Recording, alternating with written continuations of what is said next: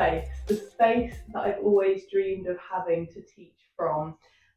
My aim with this room was to decorate it like a Tuscan veranda at sunset, and I do think I've pretty much nailed it. So I hope that the warmth and the calmness transmute through technology to you anytime that you're practicing with me in this space. Because I have decorated, because it's been decorated, I really wanted to work with a practice on alignment. So oftentimes I really don't like to say that what's on the outside really matters, but I do think that the outside is often a manifestation of what we want to bring onto the inside. So often when we are in a space that feels clear and clean and tidy and organized, our brains can feel like that too. If we are in a space that feels rich and vibrant and alive, then we can feel that too. So where we are can really denote how we're feeling. And that alignment is what I want to work with in our practice today. So finding your way to a comfortable seated position, breathing length all the way up through the spine and soften the slope of the shoulders. Just relaxing the hands to the knees or into the lap for a moment. Find a pace and depth of breath that feels natural and nourishing. And sitting like this may not feel like your natural alignment. Some of the poses that we do today may not feel like your body's natural alignment. And that's the wonderful paradox with alignment. Sometimes we are looking for comfort in alignment, when in actual fact we need to be looking for activation, for a different way of moving that then sets the foundation of strength. And that's kind of the line we're going to tread today. So first of all, feeling the effort you have to put in to find that lifted long spine. Excuse me. And then just remembering the mental effort you have to apply to soften the shoulders, to relax the jaw, to release the brow.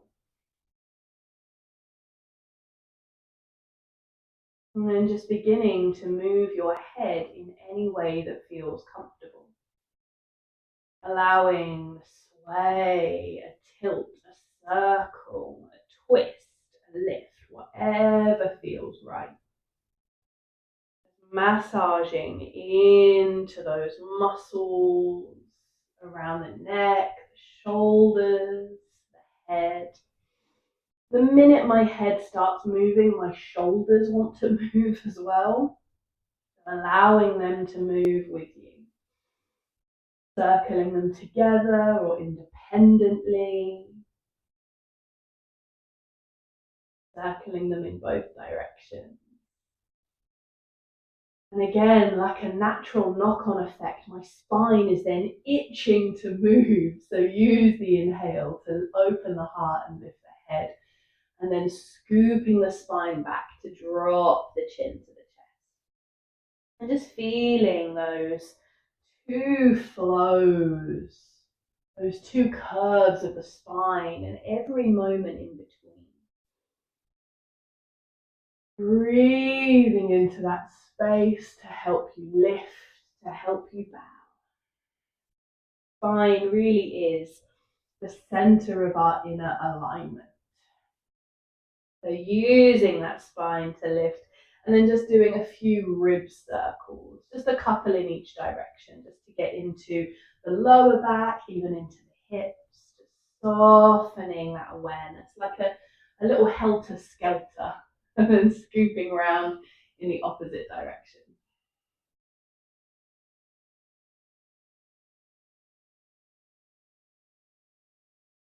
Now we are going to start with that spine, so reaching and lifting to center. As ever, just change that seated position as and when you need to stay comfortable. Then breathing that length from the spine all the way up through the arms and into the palms. We're going to take the right hand behind the back and the left hand to the left knee. I know we normally cross over, but keep it open for a moment. Inhale as you lift and lengthen, and exhale as you twist and deepen, feeling that rotation. And because we're in a more open position here, you'll likely feel the twist much lower through your back. So we really get into the lumbar region of the spine, that low, small of the back. And breathing into that first, that foundational, supportive part of the spine. And then sweep the hand across to the opposite knee as we always would. Again, breathe in to lift and lengthen, and breathe out to twist and deepen. But notice how, with that shift in the arm, the twist rises up into the middle and upper sections of the spine.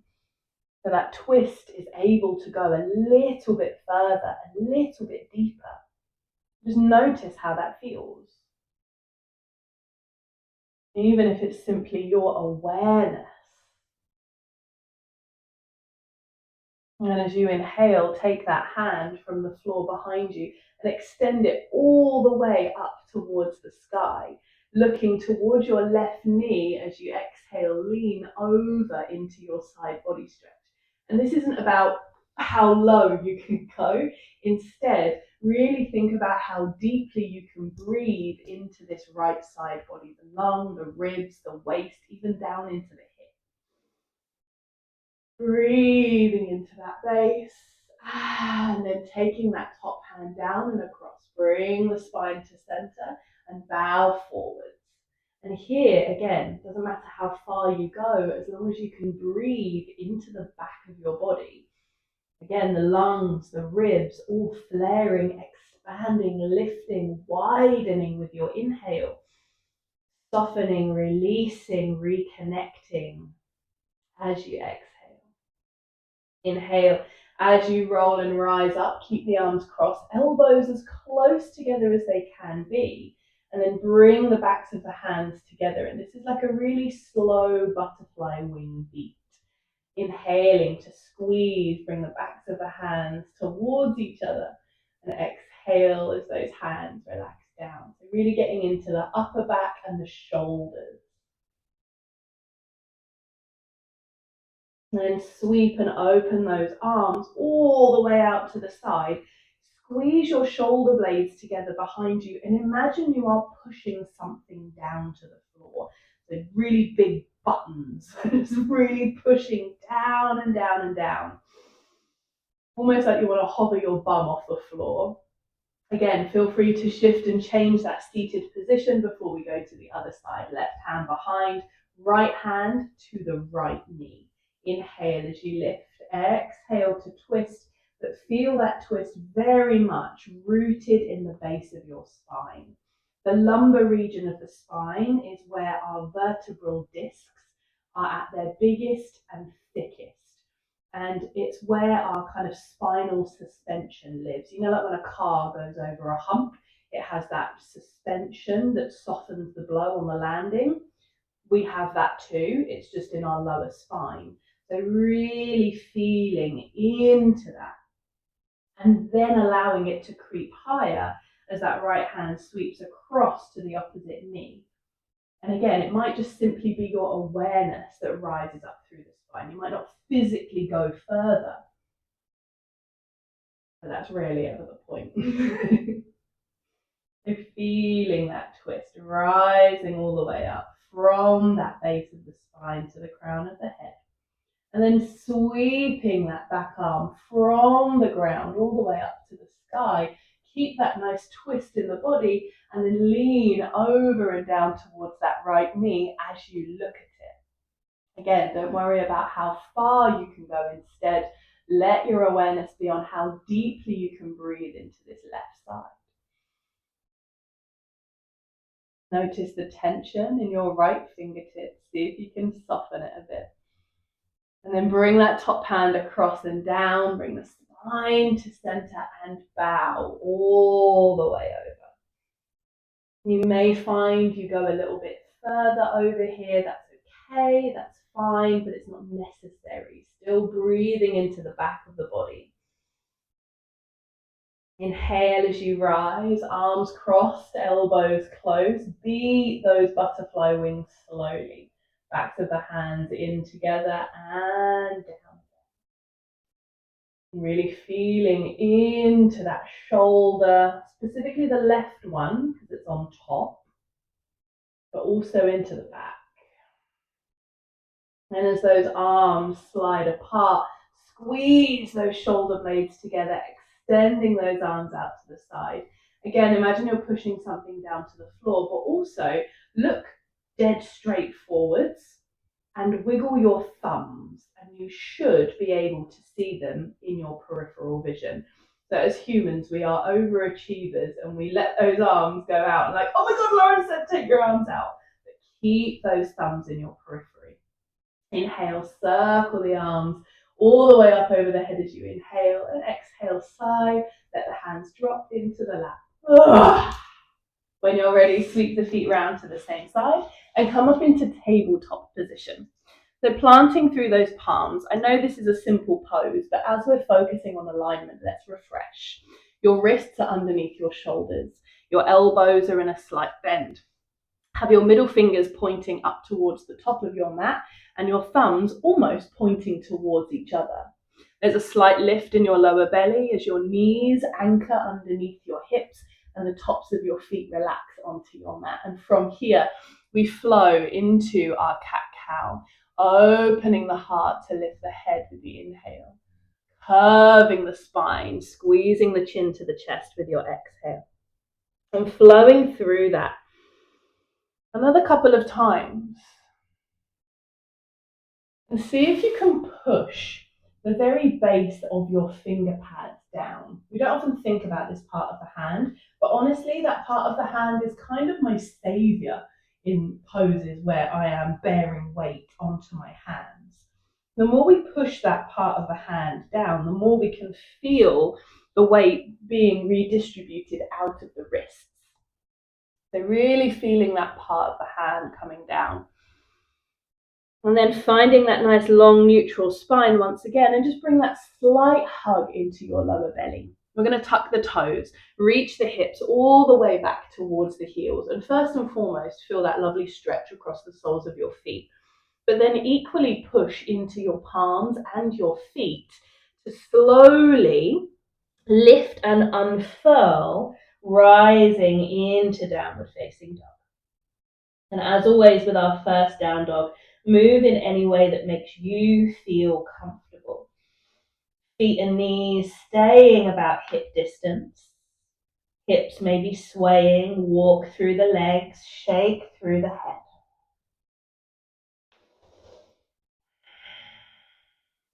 And then as you inhale, come through and forwards into plank. And even if you don't do this very often, place your knees down. Bring your hips forwards with you so you have a nice long diagonal line from your knees up to your nose. And inhale, open the heart. As you exhale, bend through the elbows and lower to the ground as if you're resisting gravity, all in one piece. Keeping the toes tucked for just a moment longer, wiggle your knees back as you relax your head down. So feeling that inhale to sweep you forwards and into your Sphinx pose. Elbows, forearms, palms, all pressing down into the ground and glute muscles squeezing together behind you. So feeling that lift and openness through the head and the heart. Relaxing those shoulders all the way down the back.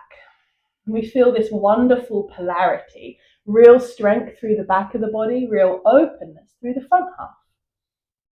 And then relaxing down, hands in under the shoulders, tuck the toes under, and let's ripple up and back into downward facing dog once again. And this is almost the opposite. Here we want to find a hug and a squeeze through the abdominal muscles. We want to find a push through the palms and the legs so we feel that openness through the back of the body. And then when you're ready, step your big toes together, lower your knees down and bring your inner thighs side by side. So slightly more compact.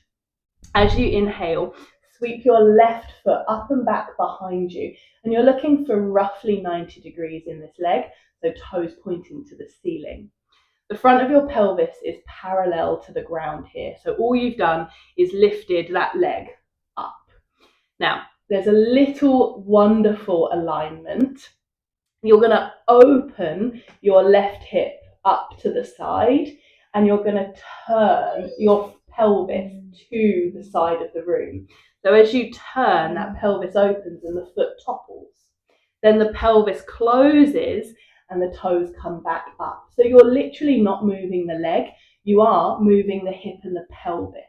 So as you open, the foot topples, and as you close, the foot comes back in. Do that one more time, just exploring that openness, bringing that gentle twist in and back, and then flex the foot, extend the leg, tucking the toes at the back of the mat, roll over the right toes into down dog. Inhale. And just feel the difference between those two sides of the body. That tiny little hip opener, open through the leg and the back.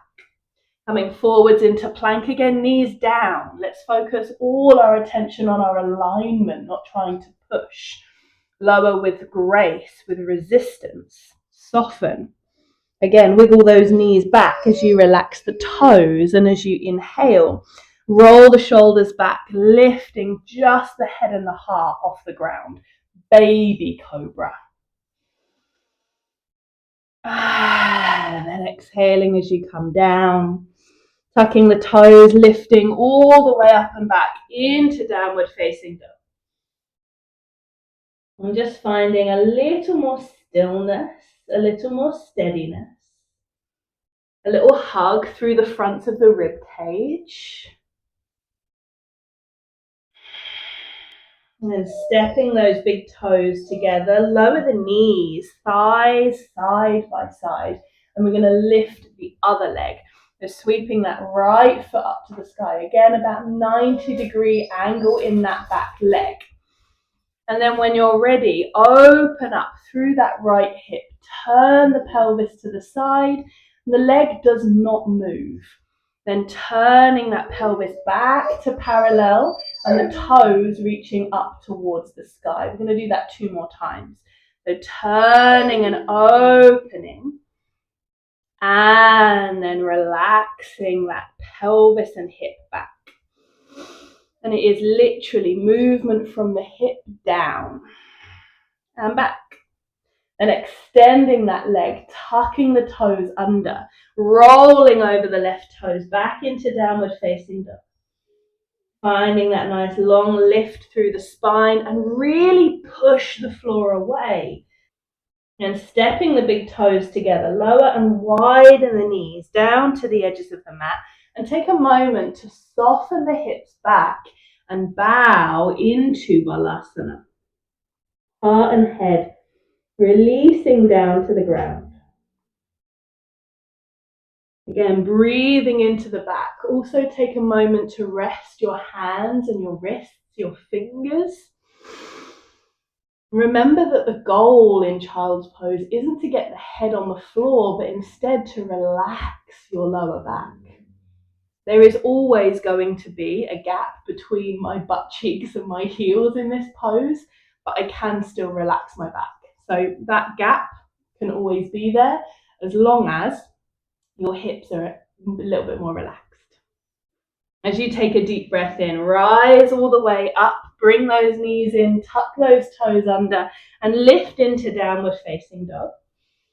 Soften through those knees, and then when you're ready, walk your hands all the way back towards your feet. And find a nice hanging, dangling forward fold, arms over the head. Gently sway from side to side. Allow your spine, your arms, your neck, your head to be as heavy as they can be, with that nice soft bend in the knees. And then coming back to center, inhale. As you lift, you're going to rise halfway. So lift up enough to find length through the spine, openness through the chest, and looking to the top of the mat. Hands brush up the shins. You're going to sway the weight forwards into the toes a little bit more. Keep that bend in the knees. Squeeze those shoulder blades together. Just stick your bum out a tiny little bit more. That allows the hands to become purely decorational here. So you have this shape and the hands are just placed here gently. Inhale. And then exhale, release. Keep bending through those knees. Sweep the arms up and back behind you. And then bend down through the knees to come down, forwards and up, and into your lightning bolt pose. So when we do lightning bolt, we have that tendency to keep the bum stuck out. But if you can, soften the tailbone down and gently hug the lower belly in. When we do that, we become much more aware of the muscles either side of that lower back. Sweeping those arms through, forwards and up. Soften those shoulders as you inhale. And then rise all the way up to standing. Squeeze those shoulder blades together behind you once again. And as you open those palms out and down, again, imagine you're pushing something into the floor to see if your heels can lift off the ground. Finding that alignment. Inhale. And then exhale as you lower the heels and the hands down. Stay at the back of the mat. Inhale, circle the arms, connecting the palms. Exhale, bend the knees to bow, releasing the head. Find that halfway lift. That long, lifted, strong pose. Exhale to come down. Walk the hands forwards into downward facing dog and step those big toes nice and close together. So similarly to what we did in tabletop, we're going to do that in down dog. So left heel sweeps to the sky. You might not be able to see your toes, but your toes are going to point towards the floor, placing the pelvis in that closed position. Then all you're going to do is turn and open that left hip and allow the front of the pelvis to face the side of the room as well as the toes. Then bring that hip and leg in and down and step it to the ground. As you inhale, do the same with the right leg. Toes stay pointing to the floor, heel nice and high, pelvis closed. Inhale, open and turn the toes. And close, turning those toes back in and down, stepping the feet to the ground and walk your feet all the way up towards your hands. Relaxing when you get there, release through that head. Inhale, rolling all the way up through the spine. Circling the arms, connecting the palms, and exhale, hands to heart center. We're going to bring the feet nice and close together at the top of the mat, lifting nice and high. I say nice and close together. I'd still like a little bit of space if possible. So I'm going to put all of that together into a fundamental standing sequence, especially that hip opening. So inhale as you circle the arms to connect the palms. Exhale to bend and bow through the body. Inhale, rising halfway. Exhale, hands down, fingertips to the corner edges of your mat. As you inhale, left leg is going to go up and back behind you. Same as what we've been doing. Toes pointing to the floor, front of the pelvis parallel to the ground. As you inhale, open the pelvis, turning it to the side and let the toes turn with it. And then turn those toes in and down and close the pelvis. I'm going to do that 2 more times, and you're welcome to add in an arm. That left hand coming up to the inside of the left shoulder as you turn and open the pelvis and toes, and then back down to the ground as you turn in. Breathing in and up, and through and down. And as those toes turn back down towards the floor, step back into your high lunge. Bend through both knees. Use the toes, the ball of that back foot, to steady and balance you as you rise up. Arms maybe sweeping over the head. See how that feels. Inhale. Really squeeze your glute muscles here so you're more aware of that back thigh. Inhale. Let's open that hip. Roll that back heel down. Turn the pelvis and the toes to the side into warrior 2. And again, find that squeeze in the shoulder blades and that pressure down through the palms. As you squeeze the glute muscles together behind you, you should feel almost indestructible in this pose. And all these tiny little tweaks adding to this feeling of expansion, yet of grounded strength and lifted lightness all together. Inhale. Exhale, cartwheel those arms down, swivel on the ball of the back foot, and then step your feet together. Then inhale as you rise, circle the arms, connect the palms. Exhale to bend and bow. Fingertips to the corner edges of the mat. Little bit of space between your feet. Inhale, sweep and lift that right leg up and back behind you. Again, toes pointing down. Open the pelvis, turn the toes as you inhale. And then close the pelvis, turn the toes down as you exhale. Maybe adding in that arm, right hand to the inside of the right shoulder. And down to the ground as you turn in. One more time, explore in your way. Then stepping that right foot back. Bending into the knees, rising all the way up. Use that strength from the ground up to the crown of the head and lift those arms all the way up to the sky. High lunge. Feeling into that, pushing the toes into the ground. Finding that openness through the hip as the heel anchors and allows you to turn into your warrior two.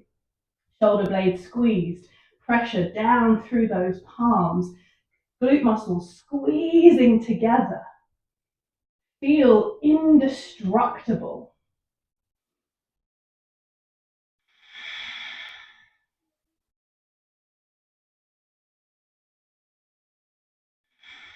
And then when you're ready, cartwheel those hands all the way around and down.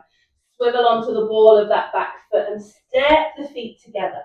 As you inhale, rise all the way up through to standing, circling the arms, connecting those palms. Bring those hands in and down through the center line and place the palms beside you, open, lifted.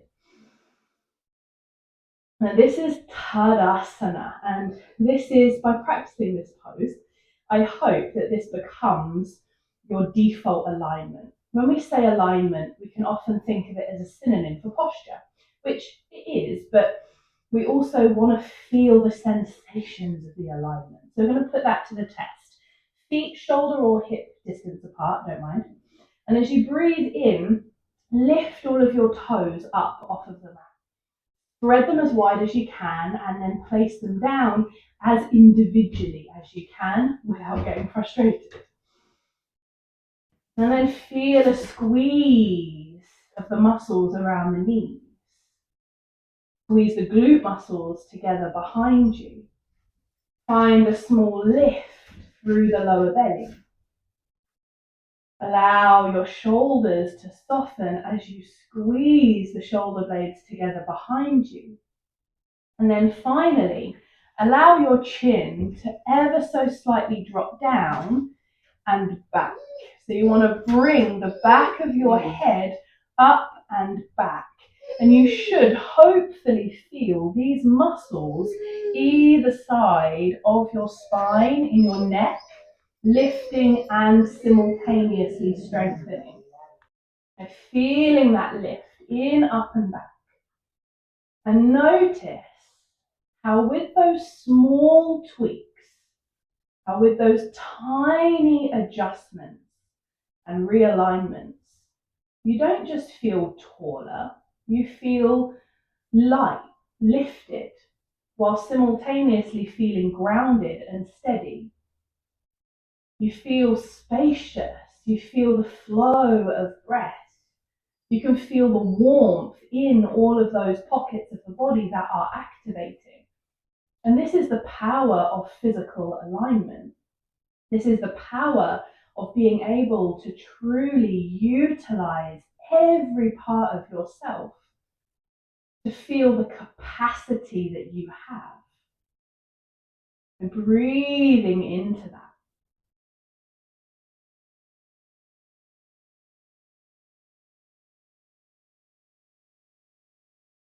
And allowing this alignment, this posture, yes, but the feelings and sensations underneath to become your new normal. Staying at the top of the mat, let's circle the arms, connecting the palms once again. Bending through the knees to fully bow. And take a nice little stroll back into downward facing dog. Really push that floor away, really hug through the ribs, press through the base of the fingertips. Feel longer, lifted, and stronger. Inhale, lift the heels, lower the knees, and sweep your feet and knees round to the same side, coming back into a comfortable seated position of your choice.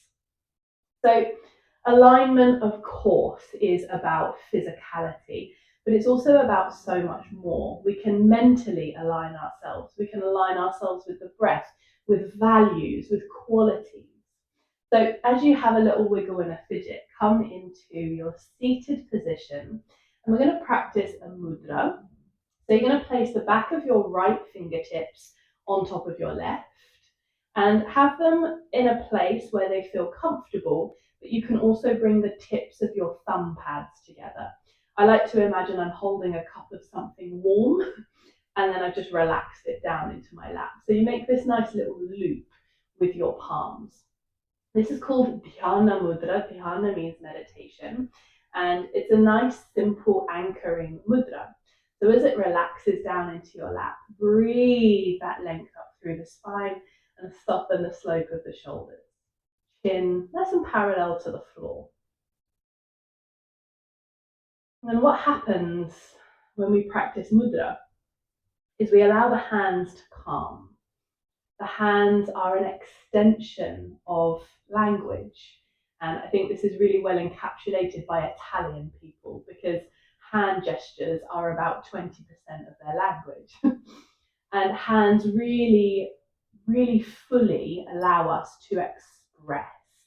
But that does mean that our hands can flail and flap about quite a bit.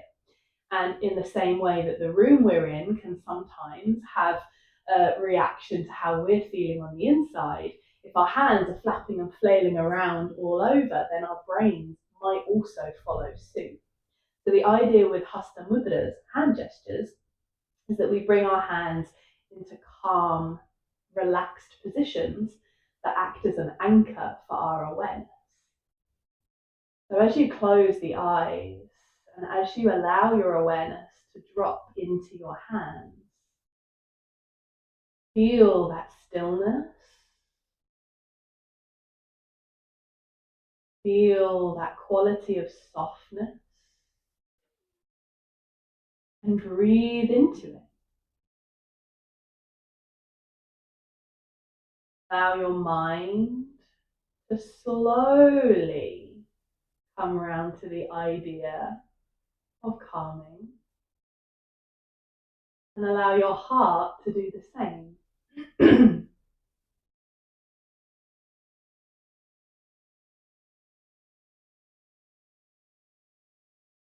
Hands act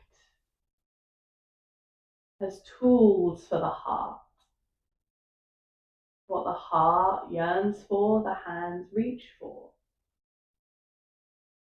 But with this mudra, can we flip that? Can the hands instead set the intention of stillness and calm that can ripple back into the heart?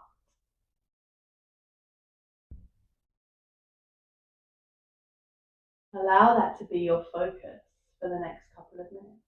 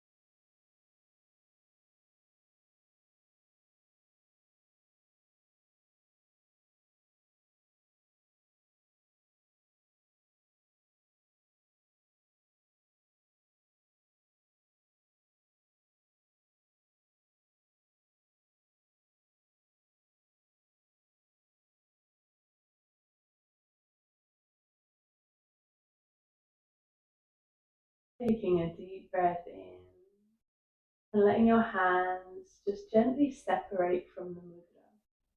I'd like you to imagine that you have calm energy moisturizer on your hand. And as you separate the palms, just gently let them glide about an inch above the surface of your body, from your feet all the way up your legs and around your body.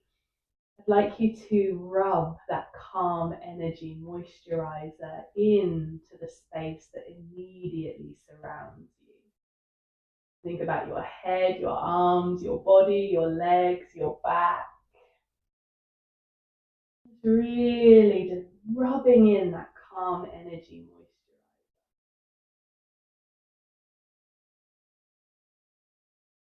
Aligning yourself with the feelings that you wish to hold at the very center of your being and let radiate out.